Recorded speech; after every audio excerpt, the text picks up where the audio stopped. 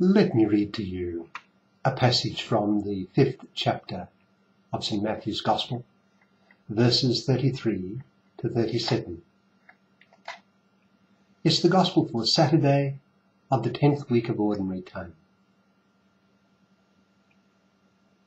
St. Matthew writes, Jesus said to his disciples, "Again you have heard that it was said to the people long ago, 'Do not break your oath, but keep your oaths you have made to the Lord.' But I tell you, do not swear at all, either by heaven, for it is God's throne, or by the earth, for it is his footstool, or by Jerusalem, for it is the city of the great King. And do not swear by your own head, for you cannot make even one hair white or black. Simply let your yes be yes, and your no, no. Anything beyond this comes from the evil one." That's from Matthew chapter 5, verse 33 to 37. It suggests thoughts about truthfulness. You know, if there is one thing Jesus Christ shows a love for in the Gospels, it is simple truthfulness and the shunning of falsehood.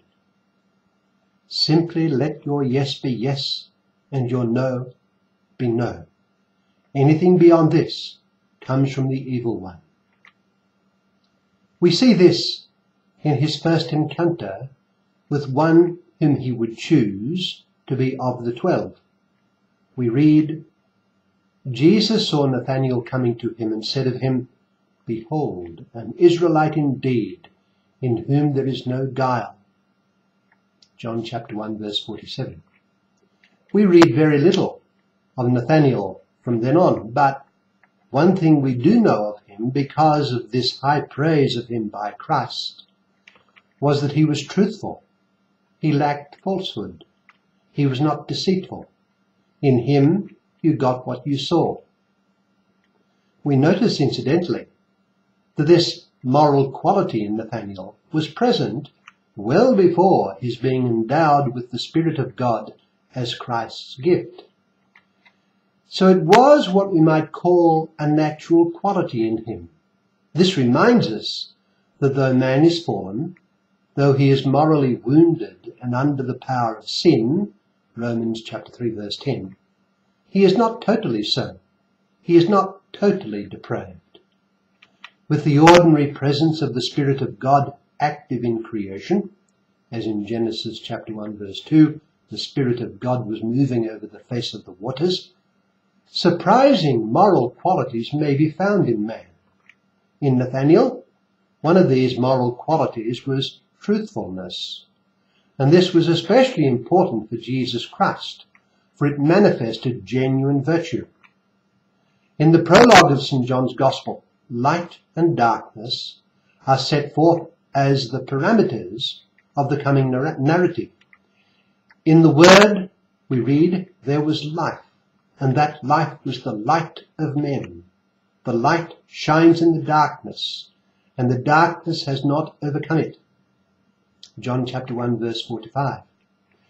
What is important then is the light, for it is this light that enlightens every man, and he was coming into the world. It ought to have been the case that he, the light, was accepted, but he came and the world did not know him. John chapter 1, verse 11. This was because the world preferred darkness to the light. This blindness of the world because of a love of falsehood was to bedevil the efforts of the Redeemer to bring the light of life to the chosen people. So it is that throughout our Lord's public ministry we see him condemning hypocrisy and that blindness of the leaders that was due to sin. This hypocrisy was the opposite of the truthfulness our Lord refers to in our Gospel that I've read earlier. What our Lord speaks of in our Gospel, Matthew chapter 5, verse 33 to 37, is that virtue which shows itself in simple, unpretentious truthfulness.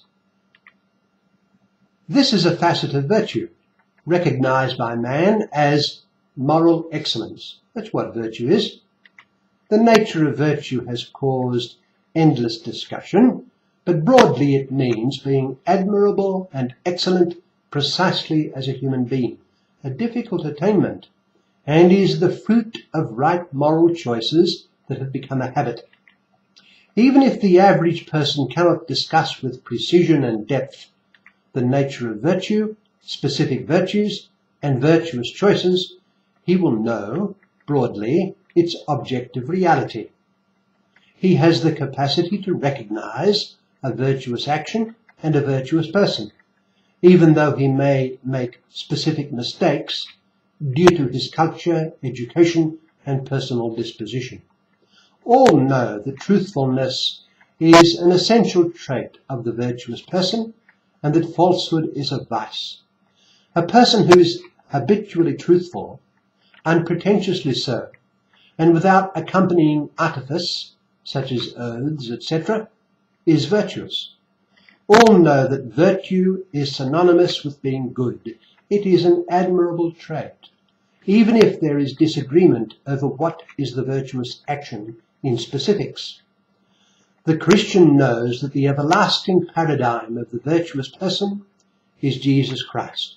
He was pointed to in the law, the prophets, and the Psalms, and he stands forever as the model of man.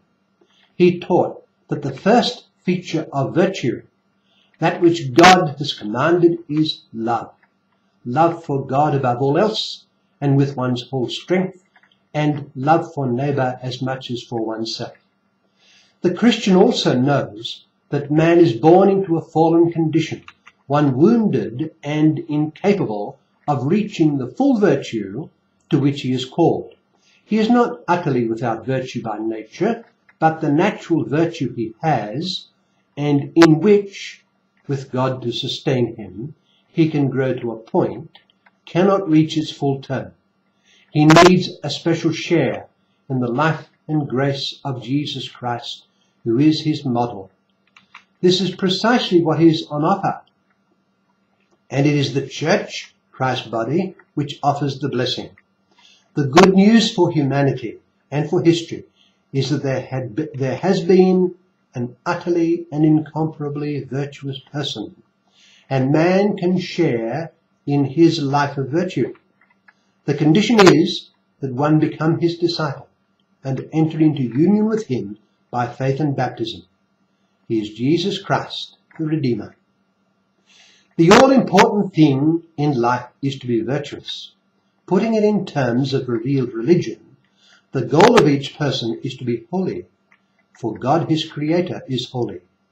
The path to this is the following of Jesus Christ by faith, obedience, and a share in his grace. He is the way, the truth, and the life.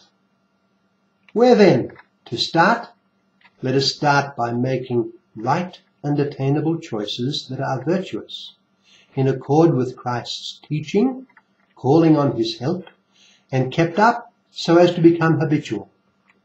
Why not start by resolving, with the aid of grace, each day to live with a simple, unpretentious, uncluttered truthfulness in word? As our Lord puts it, simply let your yes be yes and your no be no. Anything beyond this comes from the evil one. Matthew chapter 5, verse 37.